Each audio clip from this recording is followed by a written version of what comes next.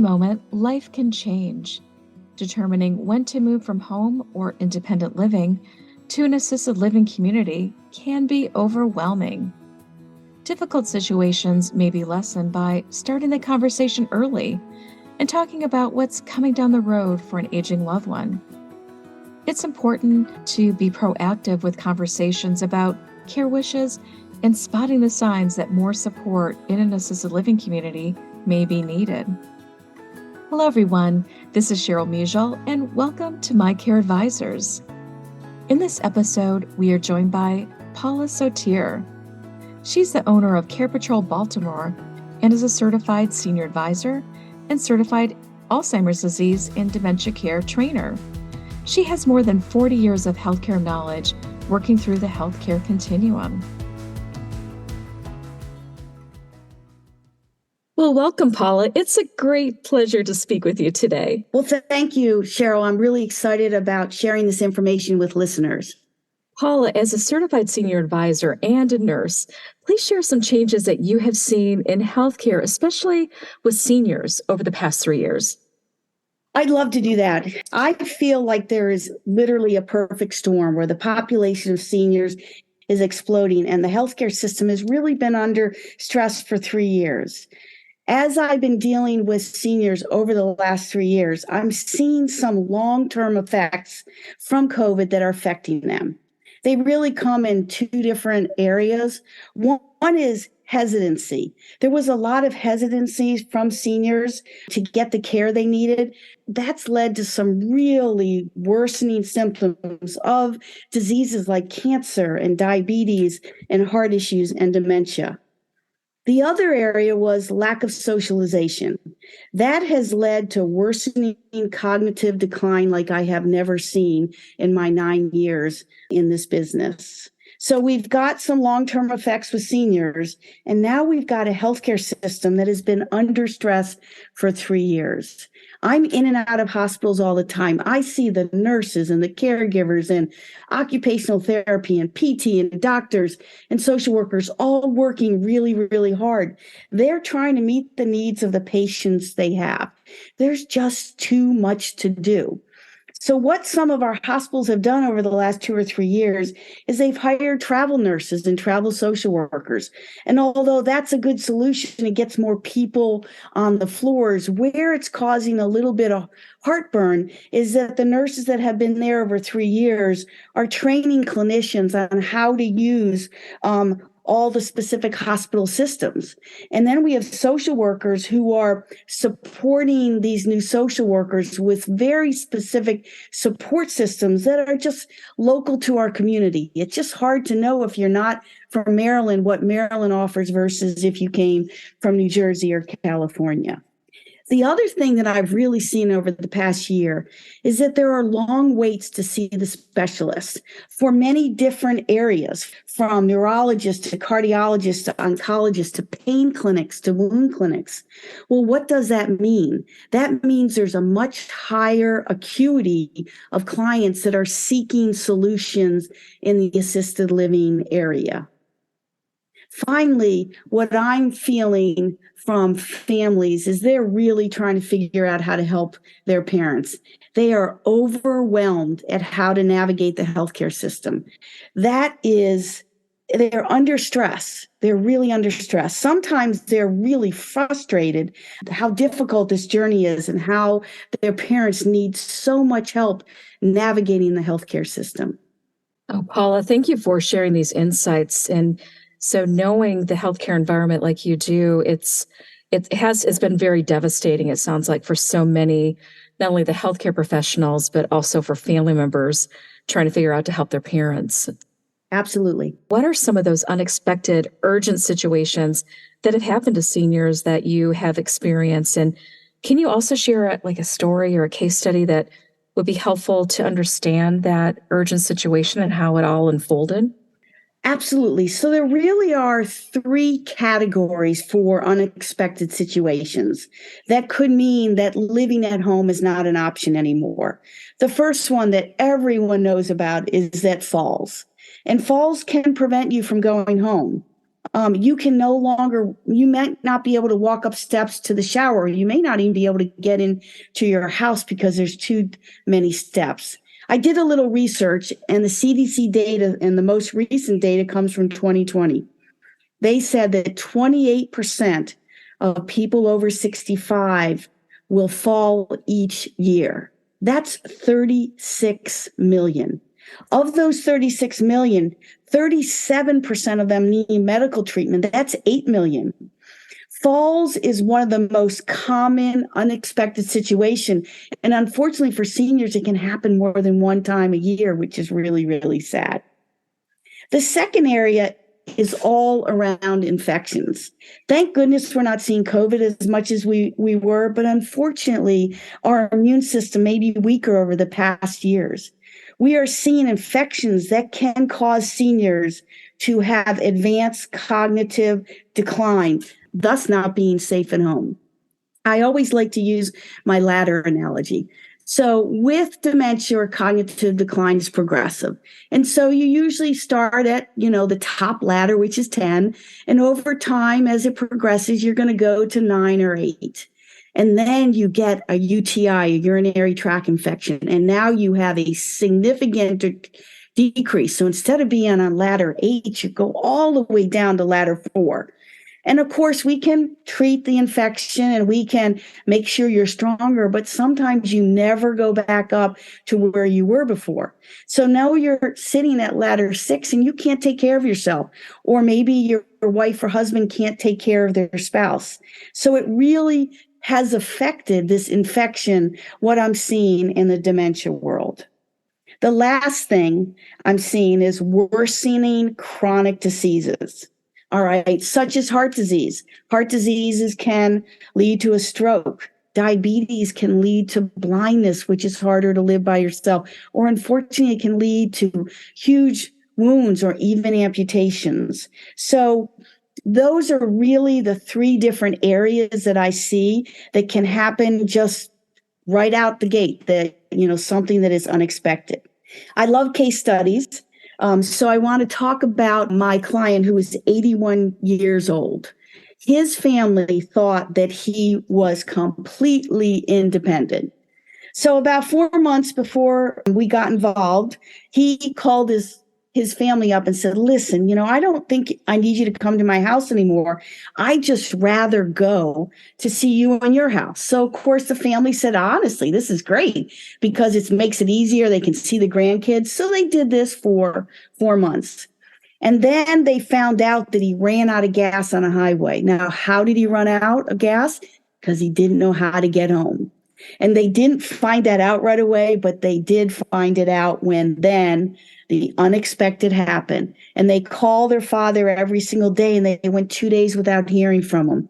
So the son left work, went to his father's house. And after the complete surprise of what his father's house looked like with stuff everywhere, they found that he had fallen. And unfortunately, they called 911. He went to the hospital. He fractured his hip. He had pressure ulcers in 3 different places. He was dehydrated and confused. He got surgery on his hip. That's great. He was then diagnosed with cognitive decline, and then it furthered to dementia. So without planning, seniors are forced to make this incredibly important decision while you're in the hospital or while you're in rehab. And unfortunately for this incredibly independent gentleman, the son and daughter made the decision. I think that's very, very sad. And that's why I'm hoping as you listen to this blog, you understand that we need planning to prevent this so that the senior themselves can make their own decision. You're so right, Paula. In a moment, just like what you explained, life can really change for a dramatic situation like what happened to one of your clients. I was thinking for many of our listeners experience, as you mentioned, like very similar situations. We hope that this conversation will provide some of those insights, right? And the resources to help them navigate this whole journey. So thank you for sharing that. Well, we may have heard a few signs in the story that you mentioned. Can you share some other signs that it may be time to consider additional support? Absolutely. So again, signs really are in two different areas. One is signs pertaining to living conditions, and the other one is signs pertaining to personal health. So let's just start with living conditions. You can walk in the house, which is what this son did for my client, and there was mail everywhere. There were notices, unpaid bills, bounced checks.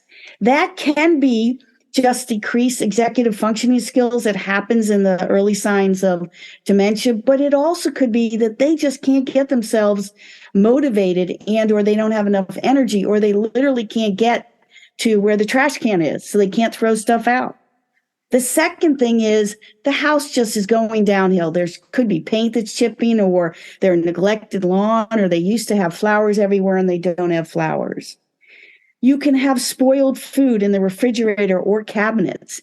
You can have unwashed dishes. And this is the hardest thing, because with unwashed dishes comes rodents, whether it be ants or even worse, mice.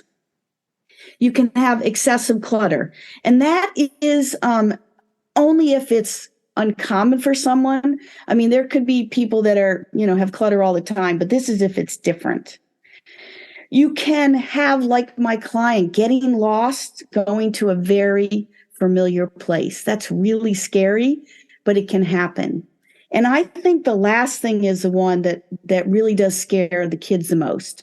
And that's they have unexplained, your senior, your parent, has unexplained dents or scratches in the car. So you as a son or daughter, you're thinking to myself, first of all, I don't want my parent to get hurt in an accident, but more or equally as important, I don't want them to hurt someone. And we could have a whole podcast on how to take away keys. We won't, but that's one of the things that you may have to consider. The second area is something that pertains to their health. One is they have wrinkled clothes or they have a disheveled appearance. I can't tell you how many times a daughter or son call me up and say, I just went to see my mom. She was in a house coat.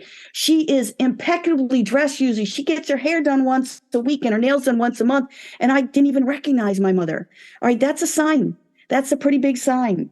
You can have unusual body odor. It can be from I forgot to shower to now I can't shower. I can't go upstairs, so I'm trying to do sponge baths. And they're just not as good as taking a shower 3 or 4 times a week. You can have difficulty walking, especially on stairs or through raised doorways. And you can find it could be starting to get difficult getting out of a chair. You can have unexplained bruises. Now, I know that seniors have very thin skin, and I know a lot of them are anticoagulants, blood thinners, but that isn't always the answer. It could be really that they stumbled, or they fell into a door, or they fell onto a chair. So you've got to make sure if you see it, you really do understand the reason for those bruises. You can be forgetful and confusion in performing common tasks. Now, I know computers, that's different. But if you forget how to use your phone, or you've been using your TV the same way and nothing's changed and you can't figure out how to turn it on, those are those signs that you really have to understand. There can be loss of interest in activities or hobbies. Now, if someone was running and played golf and played tennis, well, maybe physically they can't do that anymore. But if they were an avid reader, that's when you want to question it. So why are they not reading? Is it that they can't focus, or is it they're not getting the books they want? You just got to understand really where this early sign is going. And finally, there are mood changes. And I know my dad, who's in his 90s, he always says it's really hard to get old. And I agree with him, honestly. But is it that it's just getting tough getting old, or is it that they have depression? Is it that they've lost all their friends? Is it that they're by themselves all the time and they really need some more socialization? So when you're talking to your senior, really look at things differently. Look for the early signs so that you will have some information if you need to talk to them. Paula, these are such good signs to really be on the lookout for, especially from a different perspective. Like you mentioned, like it's not usual for them to be dressed a certain way, especially like the car. So thank you for really helping our listeners think through that. I was wondering, switching over to, let's say you've identified those signs and how to start that conversation, to be proactive, like you mentioned before with that story, and really to start that conversation about the care and other senior living options to meet not only their care needs, of their daily care needs to their personal health, but also for safety and financial help, etc. So what are some of the thoughts you have on that? Yeah, so starting this conversation, I have to tell you, is one of the most difficult. Whether I've done it with family members, I've done it with clients. This is not easy. So you have to be prepared. You also have to understand seniors want their independence. That's what they want. So anytime we're trying to take that away, it's really difficult for them. So what I always say is start the conversation from a position of love and caring. Let them know that you're there to help them. That can at least get them on the right track, that you're on their side and that you want to understand what they want. Ask them how they see the future and what are their solutions in obtaining help when needed. What do they want to do? Listen, listen, listen. I say that a lot, and I'm the worst person of this because I want to jump in with the solution. You can't do that.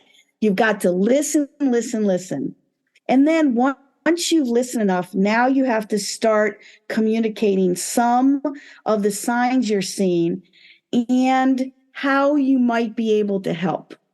I say this with a caveat because a lot of times what I see is, particularly for the women, is that what they'll say is, well, my daughter will take care of me. And that's okay, but it may not be what the daughter can do. So be really honest with your parents or your loved one that you're more than willing to help, but there could be a limit to that help because you have your own family and you have a job. Offer to help them plan for the future and get the information needed. You want them to be part of the decision. If they can plan, they are going to make this decision with you, and they're going to be much more independent in that decision. What you don't want to do is you don't want a time when they fall. You don't want a time when they break their hip, because then that decision may be taken out of their hands. I also suggest that they really talk about what planning they've already done. It is surprising to me sometimes when family members don't know, is there a will? Is there a power of attorney? Is there a financial one? Is there a medical one? Who is the person responsible? Do you know how many times I see a power of attorney and the person that's responsible is no longer alive? That's a problem, right? So you've got to make sure that it's updated to someone that they continue to want to help them make a decision. Have the honest decision on the living will. It's really hard. And I think for a nurse, it may be a little bit easier, but if it's your mother or your father, it becomes not so easy. But understand, do they want to be on a ventilator? Do they want to have a feeding tube? Do they want to have IV hydration? Are they more willing to go on palliative care or hospice care? So it's better to have that decision before they have a problem because it gets much more stressful then. There is a recent podcast on the importance of estate planning, and I would really recommend that you view it because this process is really in depth, and we've got a really good person helping with that. Such a difficult conversation, especially for caregivers and family members. And I was wondering, in your experience, who may be able to help to jumpstart those conversations? Because to get them started, it can be very difficult, and especially those conversations about their care wishes and determining whether assisted living is an appropriate care option. That's a perfect question. And what I really recommend is you go with an expert that truly understands all care levels. So you need to understand what in-home care can do. You have to understand what assisted living can do. And then you can have to understand long-term care. And there's a really good podcast on the difference between assisted living and long-term care. And I think you should hear that. But if you bring in an expert, they know that. They know. And they have to be good at understanding your loved one's medical conditions today and in the future. They also have to understand what levels of care are in each of these areas and what the cost is. The goal for the move is that you want it to be their last move. You want wherever they go to be able to take care of them to the end of life. Depending on the financial capabilities, there are strategies on how to afford senior care.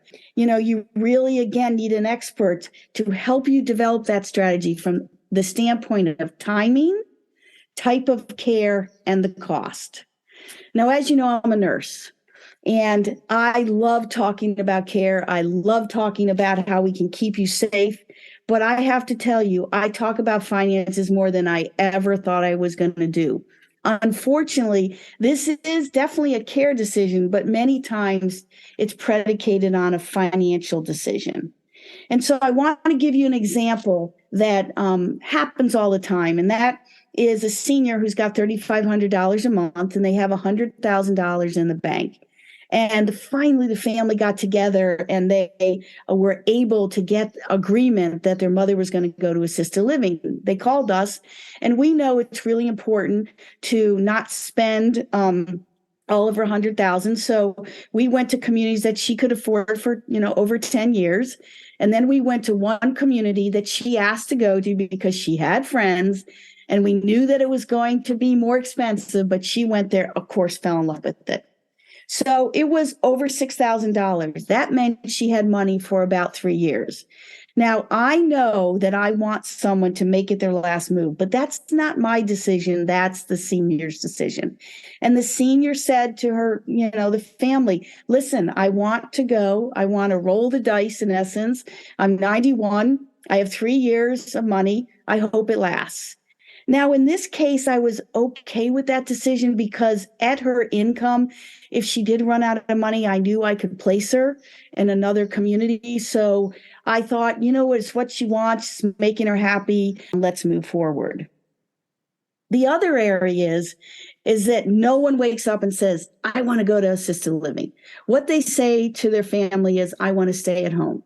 I understand that. And if they have money for in-home care, I think you need to give it a chance. I do.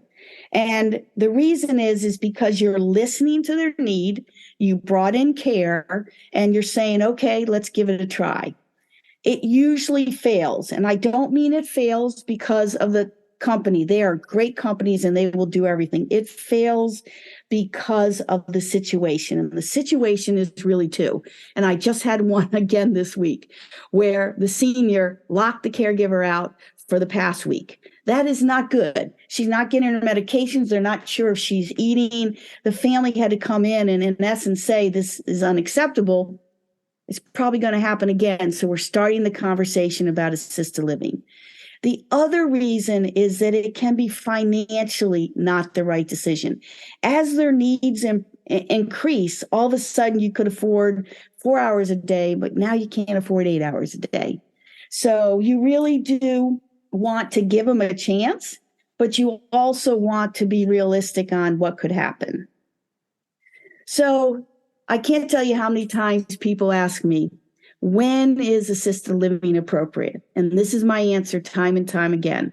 Assisted living is appropriate when living alone is unsafe and unhealthy, and the cost allows you to finance the support longer. So it's pretty obvious what unsafe is. Unsafe is you're afraid they're going to fall, or you're afraid that they're not eating well because they forgot how to cook, or you're afraid that they might leave the stove or oven on. That's unsafe. Unhealthy is a bit different. Unhealthy is that they sit at home by themselves week after week after week. Unhealthy, and this really did happen with me. I was a rehab called me, and a woman stayed in her apartment for 2 years, never got out. She gained over 100 pounds. The ramifications to her medical condition with that added weight was significant. That's unhealthy. You want it to be safe and healthy for them. And when that doesn't happen, you have to look at other options. So now we're so excited. We got the family on board, and they understand assisted living is the way to go. And then they asked me, how do I influence my family or my mom to say yes? All right.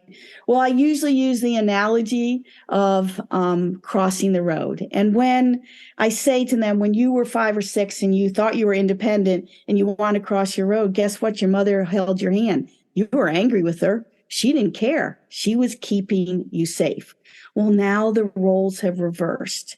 And now it's your job to keep your loved ones safe. And it's not easy. And sometimes they don't like you, but the goal is to keep them safe. You really should try to understand the true reason they don't want to go. And sometimes they're not going to tell you. And sometimes it takes multiple conversations. You want to know what the true reason is. So maybe you can overcome that reason. And maybe you can help them understand that going to assisted living, they can do X or Y that is really what they want to do. If that doesn't work, it's always good to bring in the expert. So the first expert is to bring in the primary care doctor. Call your parents or the seniors primary care doctor, explain the situation. This is what I'm worried about. Not only are they unsafe, they're unhealthy, and this is why. And then the next visit, go with your loved one. And the doctor, most of the time, will say they need 24/7. It is not safe for you to live home. So now, as the child, you're saying, I'm only following the doctor's orders. The doctor said that we needed to have you in a safe location. The other expert is to bring an expert that knows assisted living in, because particularly one that understands the medical side of the business, or has a lot of experience with it. And the reason is because they can help explain what that assisted living can do to help them live both safe and healthy. I always say that a lot of times the seniors have this view of what assisted living is because they visited their mom in a nursing home. And that nursing home wasn't the greatest, or even if it was the greatest care, it was really sort of institutionalized. So going on tours can really help someone get over the finish line, because you can have them go to places that will meet their clinical needs, but also their social needs and their financial needs. And finally, be really honest. This is the second time I've said it, but I can't. It's a weekly event. I'm talking to some child who is doing more than they can for their parents. I just got off the phone today with someone who had stints put in because they're so stressed out taking care of their mother. Listen, I'm a nurse. I want to take care of my dad, but I have to be reasonable, right? I have to understand what my limits are. And if you can, never promise your parent that you're never going to have them leave the house. If you promise it, you've dug yourself potentially a pretty big hole. Now, I know it's really hard for the spouses, and I understand that a little bit more than I do the kids, because the spouses are living there and they're saying, don't ever have me go, keep me the whole time. Well, you just have to be careful. You do want to say, I hear your goals. It's something we're going to work towards, but it's really hard if you put down that stake and say, we're never going to move you, and then you have to. Paula, I really loved your analogy about the child crossing the road. I just have to say, it's like holding your hand, you're keeping them safe. And you're right, having these open and honest discussions are just so vital to have, and bringing in those experts that can help you and you can help them by holding their hand as well. So thank you, Paula, for sharing those stories. I was wondering, can you recommend any other helpful resources, considerations for those who are just trying to select the right assisted living community? Yeah, so I say this probably daily. There's never been a better time in my 9 years, and probably in the last 20, where it's important to use a local expert. And people always will say, well, why? Well, the reason is that seniors are waiting longer. Their medical conditions have worsened. You need to make sure that assisted living can take care of the loved one. The best way to obtain that information is to use a company that's in and out of these communities all the time, weekly, or they have real-time information on their staffing levels, their capability, and their leadership changes. That's going to be real important. I will tell you, I've got some what were go-to communities I used for 6 years. I don't use, not now, not today. That doesn't mean never, but right now they're struggling a bit. Well, you don't know that unless you're in and out of these communities all the time. The second real reason is if you have residential assisted livings. Residential assisted livings are homes that are licensed in many different states to be in assisted living. A lot of times, at least in Maryland, they can take care of even higher acuity patients or clients. But you have to make sure that the person you're using, someone on the team, has been to every single residential assisted living, that they've walked in, they've met the owner, they've looked at their amenities, they've looked at their pricing structures, they have found out in detail what they can and can't do. Last year, the Office of Healthcare Quality in Maryland closed 50 of them. I don't know why. I assume it's because of safety. Luckily, we did not have a relationship with any of them. I feel very, very lucky in that respect. But you have to be concerned if you're going to a residential assisted living, because they don't have the oversight that the larger communities have. They just don't. I was just going to a new community, and there was an assisted living that was next door. And I've never seen this in my entire life, but I saw policemen, firemen, ambulances, I assume social workers, come in, and they closed that community while I was at the other community finding out about them. That is scary. I don't know how many clients they had. I saw a number of them go into ambulances. I'm assuming they're going to a hospital. So it's really, really important to use an expert that knows, have someone help you with this journey. This journey can be difficult. It can be overwhelming. We want to take that away from you so that you can spend the most time supporting your senior parents or the senior in your life. Paula, thank you so much for sharing your insights and especially shedding the light on assisted living as a care option and what to look for, things to watch out for, the signs, and all those resources. Because I always say aging is a beautiful journey, but having people by your side really helps to make it go smoother. Listeners, visit mycareadvisors.com to hear the episode and find helpful resources. You can also subscribe and listen to our podcast on your favorite app. I leave you with this quote from Malcolm Forbes. "The art of conversation lies in the listening." Choose to be inspired to live the best life every day. Thank you for listening. We are grateful to be your guide.